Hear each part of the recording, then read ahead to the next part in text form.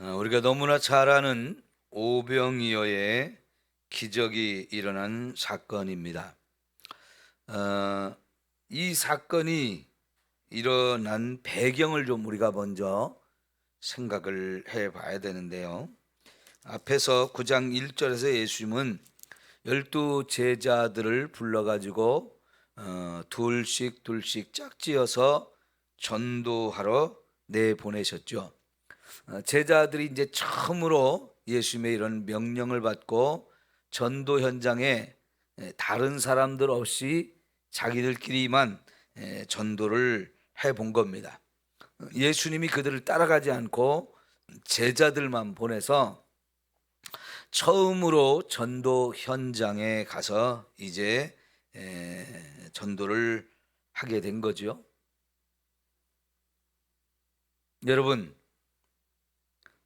여러분도 둘씩 둘씩 짝지어서 이렇게 1시간이고 2시간이고 나가서 전도를 하고 오라고 하면 쉽지 않죠.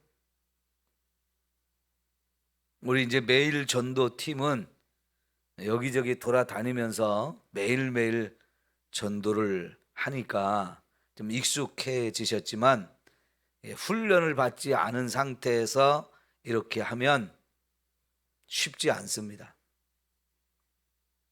근데 예수님은 제자들을 한 1년이나 2년 정도 지금 데리고 다니신 거예요. 그러면서 계속 전도하는 걸 현장에서 보고 듣고 경험할 수 있게 해 주셨고, 그리고 나서 이제 어느 정도 이제 제자들이 준비가 되었다 이렇게 생각을 하셔서 직접 제자들이 전도를 경험하게 해 주셨습니다. 이렇게 해서 이제 예수님은 계속해서 제자들이 전도할 수 있는 사람으로 자꾸만 훈련을 하시거든요. 예수님이 제자들을 전도 훈련하는 방법이 처음에는 보고 듣고 경험하게 하는 거였고, 이제는 직접 해보게 하는 거죠. 이렇게 해서 이제 이런 경험들이 쌓이면 결국은 제자들이 전도를 더 잘할 수 있게 되어지는데요. 여러분, 자꾸만 전도의 현장에 나와서 우리가 경험을 하는 게 너무너무 중요합니다. 그러다 보면 전도는 훈련하면 되어져요. 그래서 평생 전도하는 자가 지금 되어야 하잖아요. 예수님의 제자들이, 그죠? 저와 여러분도 마찬가지예요. 목사님, 우리는 예수님 제자가 아니라서 그렇게 못 살아요. 아니요, 우리도 그렇게 해야 되는 사람들인 거예요. 안 해서 그런 거죠. 지금까지 안 하고 살아가지고 안 하는 게 당연한 것처럼 자꾸 생각하시면 안 돼요. 우리는 평생 전도하는 사람으로 살아야 되는 사람들이에요.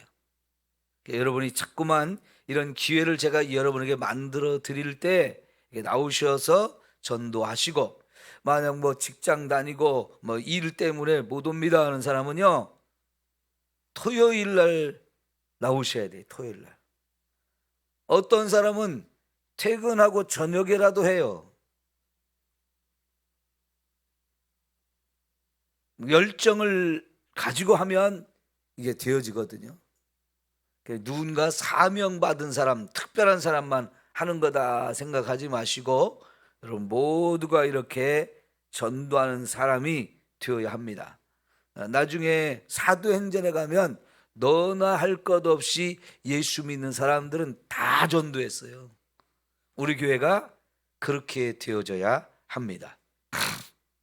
자, 그런데요, 예수님의 제자들이 전도하러 다닐 때에 예수님이 귀신을 쫓아내는 권세, 병을 고치는 능력, 이걸 주셨잖아요.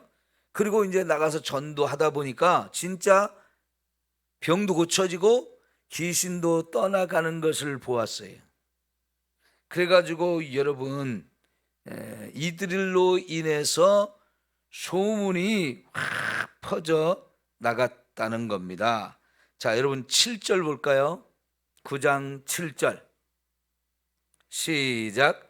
분봉왕 헤롯이 이 모든 일을 듣고 심히 당황하니 이는 어떤 사람은 요한이 죽은 자 가운데서 살아나갔다고도 하며. 자, 그러니까요, 제자들이 나가서 막 전도해서 여기저기서 병자들이 고쳐지고 귀신이 떠나가는 일들이 막 많아진 거예요. 예수님이 혼자 할 때보다 12 제자가 둘씩 나가서 짝지어서 하니까 이제요, 예수님이 혼자 하던 일을 6팀이 하게 되었으니까 훨씬 더 많은 지역을 돌아다니면서 훨씬 더 많은 사람에게 전도하고 더 많은 기적들이 일어나게 됐죠. 그러니까 소문은 막 확 퍼지게 된 거죠.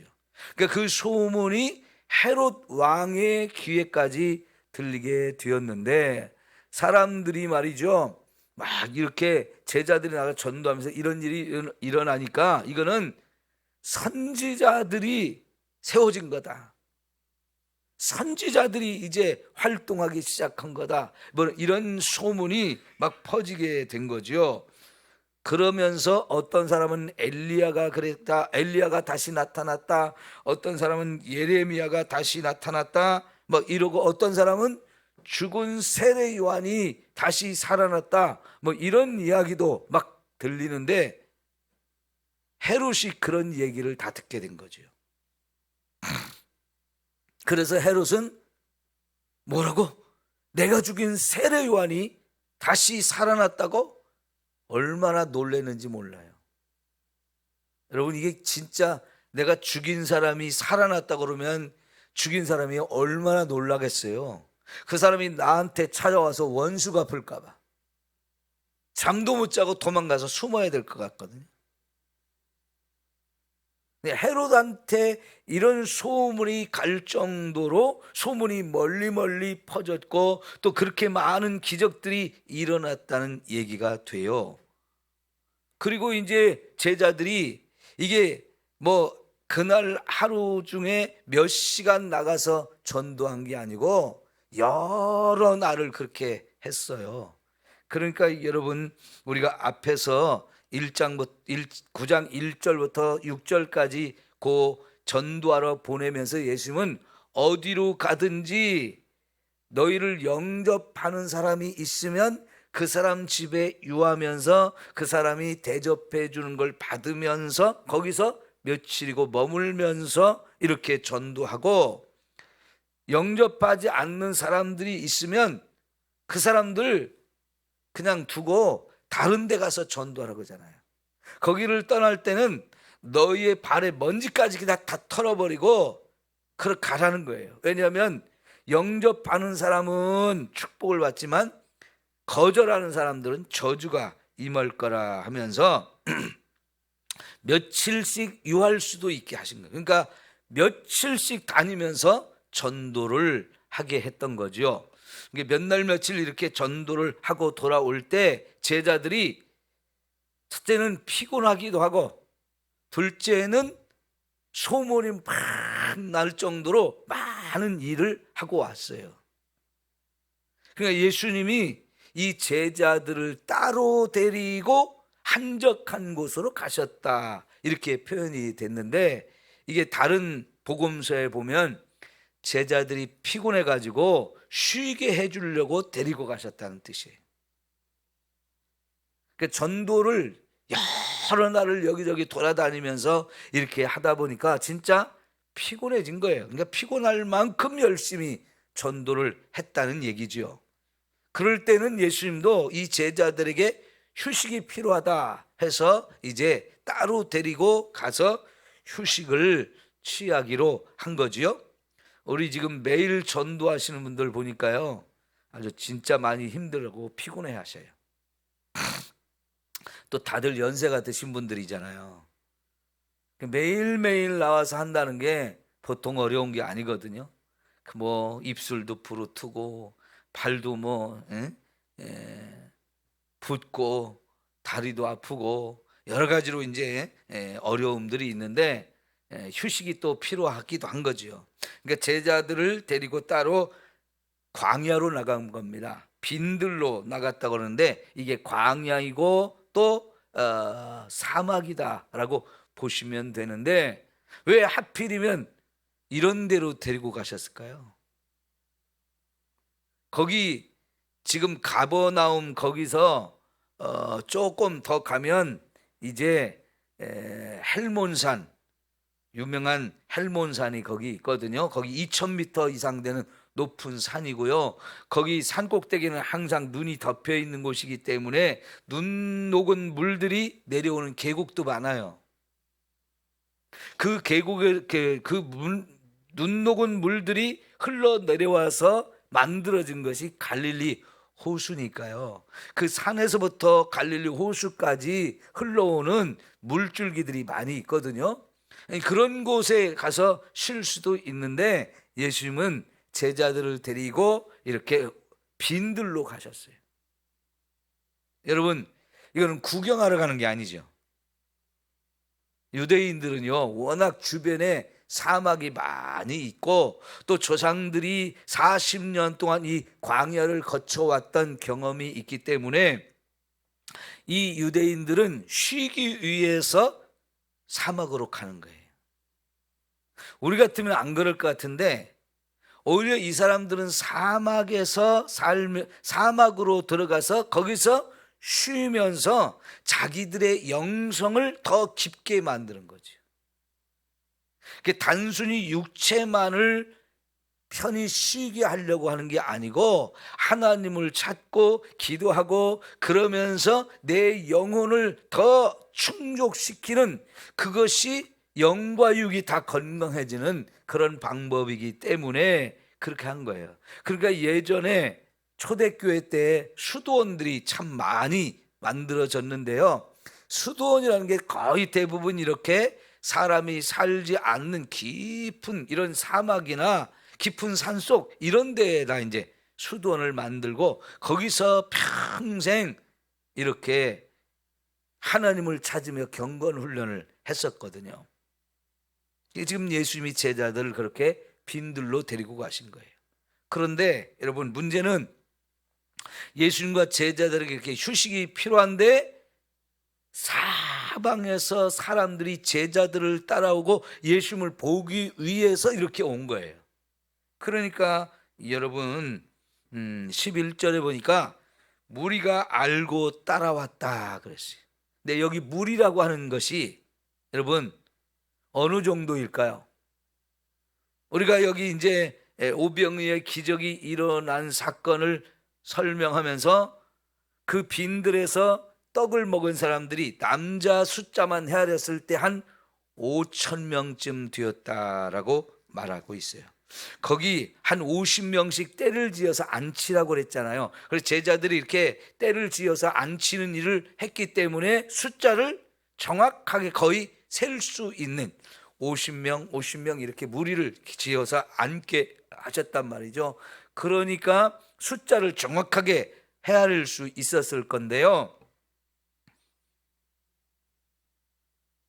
남자 수만 셌고 여자와 어린아이를 안 셌으니까 뭐 한 2만 명 이상 됐을 거라고 모두가 추측을 하거든요. 그러면 얼마나 많은 사람이 여기 모인 겁니까? 정말 많이 모인 거잖아요. 사랑하는 성도 여러분, 우리가 이렇게 사순절 기간에 전도를 열심히 이렇게 함으로 인해서 소문이 자꾸 퍼져나가기를 소망합니다. 아멘 좀 하세요.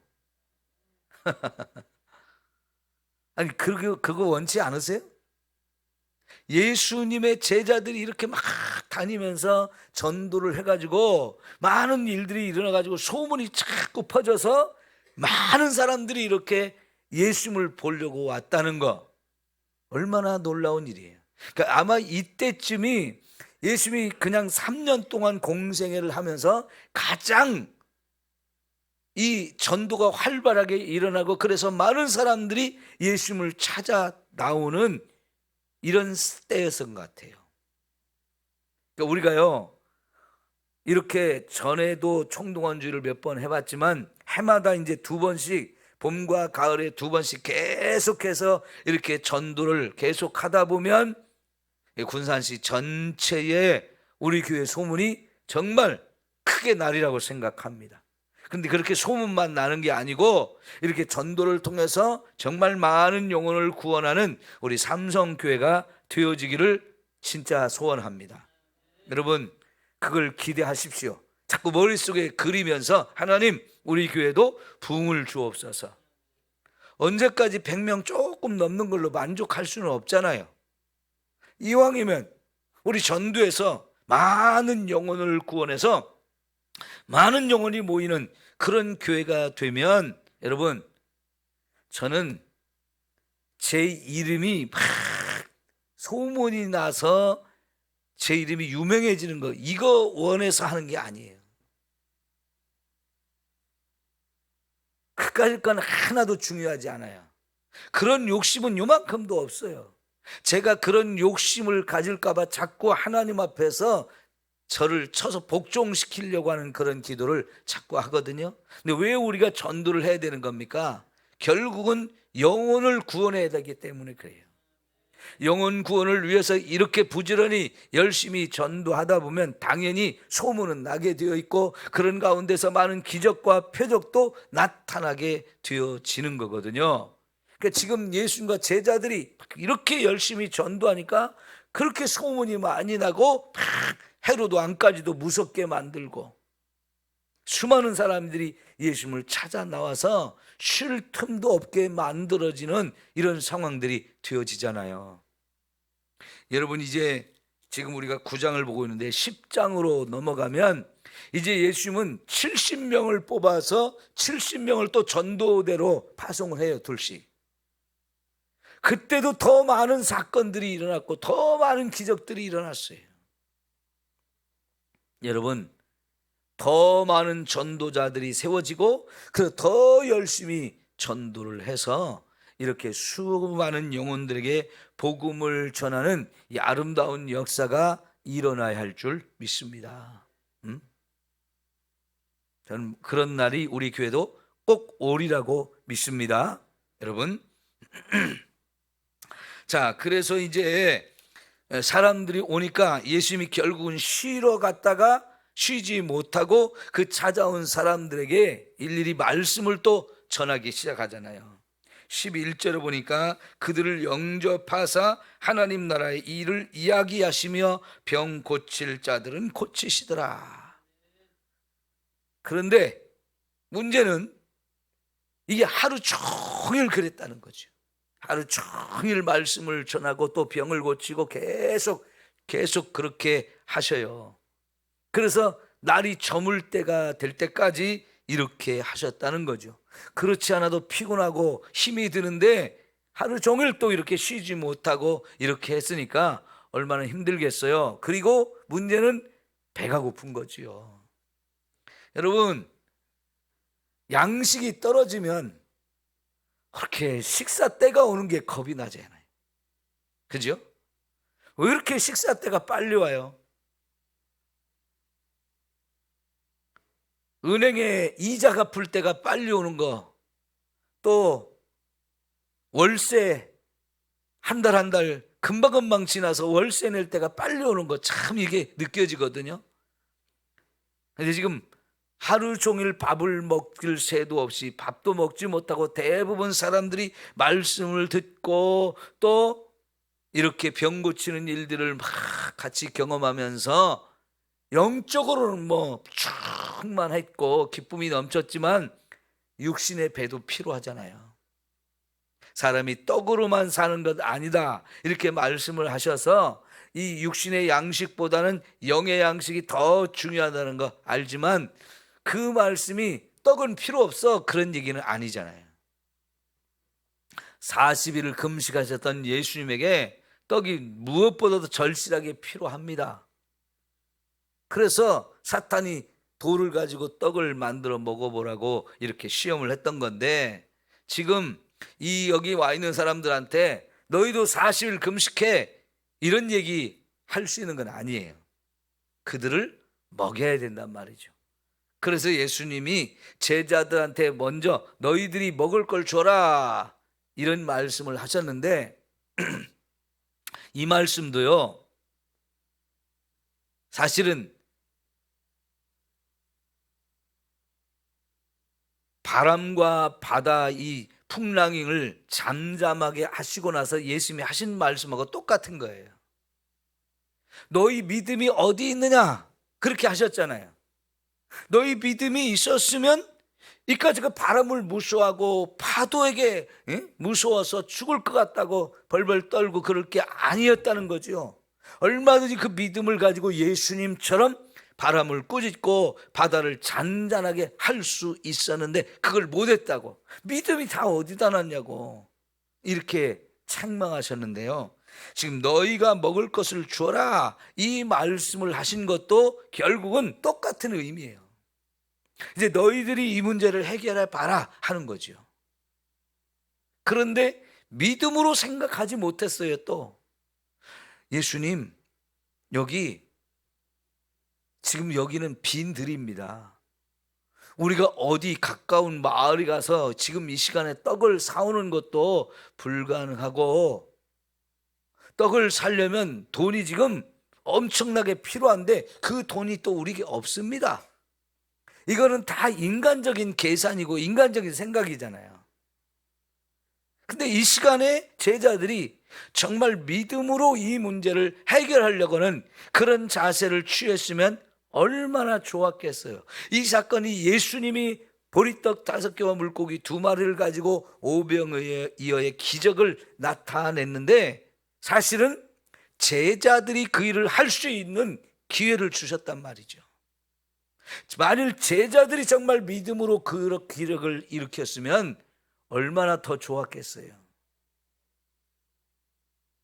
예수님은 얼마든지 그런 일을 하실 수 있는 분이지만 그 예수님을 믿고 따르는 제자가 되었으면 결국은 이 제자들이 그 일을 했어야 된다는 얘기죠. 그런데 제자들은 여전히 인간적인 생각, 육신의 생각만 하는 거지요. 오늘 저와 여러분이 이게 문제예요. 우리 믿음을 가졌다고 하지만 여전히 우리의 생각이 바뀌지 않은 게 뭐냐면 너무 인간적이고 육신적인 생각들을 많이 한다는 거죠. 여러분, 우리의 생각이 바뀌어서 믿음으로 해야 돼요. 결국은 여러분 이제 28절 보게 되면 이제 예수님과 제자들이 아까 말씀드렸던 헬몬 산 위에 올라가서 변화되어지는, 예수님의 모습이 변화되어지는 이런 사건이 이제 일어나거든요. 근데 밑에 내려왔을 때 여러분, 산 밑에서는 귀신 들린 아들을 데리고 와서 고쳐달라고 하는 아버지가 있었는데 제자들이 그 귀신을 쫓아내지 못해요. 그때도 예수님이 뭐라고 말씀하셨습니까? 믿는 자에게는 능치 못할 일이 없다라고 말씀하셨어요. 참 너무나 믿음이 자라지 않는 어린아이 수준에 있는 제자들의 믿음, 이게 믿음으로 생각하고 믿음으로 말하고 믿음으로 행할 수 있는 이게 돼야 되는데 여전히 인간적이고 육신적인 생각 이것만 하고 있는 거죠. 여러분, 우리가 그렇게 그 수준에 머물러 있는 게 너무나 많아요. 이제 우리의 생각이 정말 무슨 일을 만나든지 만사형통하리라 하는 것처럼 무슨 일을 만나도 우리는 믿음으로 생각하고 믿음으로 말하고 믿음으로 행할 수 있는 이 수준으로 올라가야 돼요. 우리는 이 오병이어의 사건을 통해서 야, 예수님 대단하다. 예, 이게 참 우리가 받아야 되는 은혜입니다. 정말 예수님 대단하죠? 너무너무 대단하신 분이에요. 그래서 너무너무 사람들이 놀라서 요한복음에 보면 예수님을 임금으로 삼으려고 했다고 그러잖아요. 우리의 왕이 되면 먹을 거 입을 거 다 책임져 준다. 야, 그래요. 그런데 제자들이 그 일을 했으면 얼마나 더 좋겠느냐 하는 거죠. 주님이 원하시는 게 그거였어요. 성도 여러분, 저와 여러분의 믿음이 좀 잘 자라서 인간적이고 육신적인 생각을 다 내려놓아야 돼요. 날마다 나를 십자가에 못 박는다, 그걸 말하는 겁니다. 옛사람은 죽여버리고 새 사람을 자꾸만 입어야 되는 거예요. 그래서 정말 저와 여러분이 하나님의 백성으로서 예수님의 제자답게 살 수 있는 이런 삶이 되어야 되는데, 사도행전에 가면 다 그렇게 변해 있잖아요. 무슨 일이 생겨도 두려운 게 없어요. 의심하고 염려할 게 없어졌어요. 믿음으로 하면 됐어요. 우리 그런 믿음으로 계속 성숙하고 성장하는 저와 여러분 모두가 되기를 축원합니다. 기도합시다.